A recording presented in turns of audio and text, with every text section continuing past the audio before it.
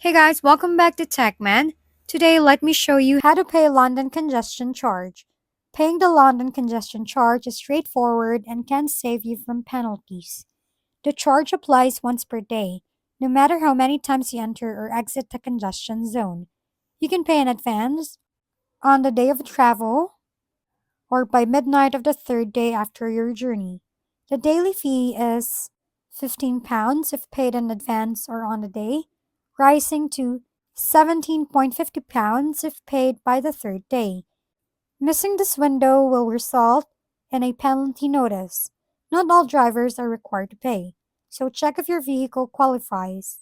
The easiest way to pay is via Transport for London's official website, where you can log in, register your vehicle using your registration number, and pay online or set up autopay for automatic deductions.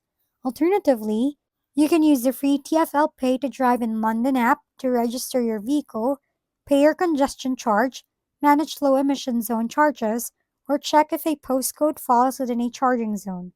Once your payment method is set up, simply confirm the payment and you're all set to drive through London worry-free. If we've been helpful, kindly give us a thumbs up and don't forget to hit the subscribe and bell button for more contents. For any questions and suggestions, comment down below.